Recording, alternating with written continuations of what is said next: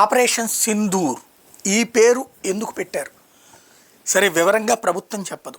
కానీ నాకు అనిపిస్తున్నదైతే పహల్గామ్ దాడిలో జరిగినటువంటి దారుణం ఏంటి, ఇదివరకు ఏంటంటే టెర్రరిస్టులు బాంబులు వేయటమో, బాంబులు పెట్టిపోవడమో, కనబడ్డోళ్ళందరినీ కాల్చి చంపటమో, లేకపోతే సైన్యం మీద మెరుపు దాడి చేయడమో చేసేవాళ్ళు.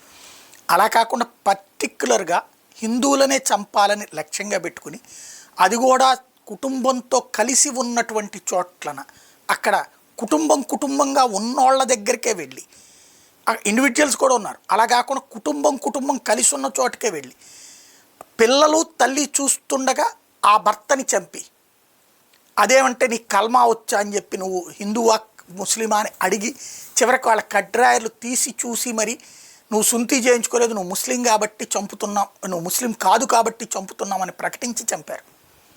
ఆ భార్యలు కొంతమంది నిలదీసి అడిగారు, ఎందుకు చంపేది ఆయన ఒక్కడిని, మమ్మల్ని కూడా చంపే మా జీవితాలు నాశనం చేస్తున్నావు కదంటే వెళ్ళి మోడీకి చెప్పుకో అని చెప్పారు. వాళ్ళ నుదుట సింధూరం తీసేయడం అన్నటువంటిది వాళ్ళ ఉద్దేశం. అంటే భారతీయ సెంటిమెంట్కు మూలమైనటువంటిది, హిందూ సంప్రదాయానికి సెంటిమెంట్కు మూలమైనటువంటి హిందువుల మహిళల బొట్లు తీసేయడం అన్నటువంటిది వాళ్ళు చేసింది, కావాలని చేసింది.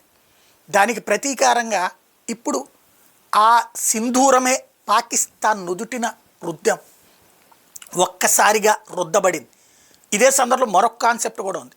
మనం కర్ర సాధన చేసేటటువంటి సందర్భంలో, కర్ర సాధన పోటీల్లో పాత రోజుల్లో ఇది ఉండేది, ఎదుటి వాడి మీదన అంటే అక్కడ కుంకం పెట్టేవాళ్ళు, ఆ కుంకంలో కర్రతో తిప్పుకుంటూ అవతలోడి అటాక్ని తట్టుకుంటూ మనం వాడికి బొట్టు పెట్టాలి. అది చెయ్యి దగ్గర బొట్టు పెడితే ఇన్ని పాయింట్లు, కాలు మీద బొట్టు పెడితే ఇన్ని పాయింట్, కాలు ఉండేది కాదు, ఈ పైన ఈ ప్రాంతంలో ఎక్కడ బొట్టు పెట్టా ఒక్కొక్క దానికి ఒక్కొక్క పాయింట్, నుదుట బొట్టు పెట్టడదే హయ్యెస్ట్ అనమాట.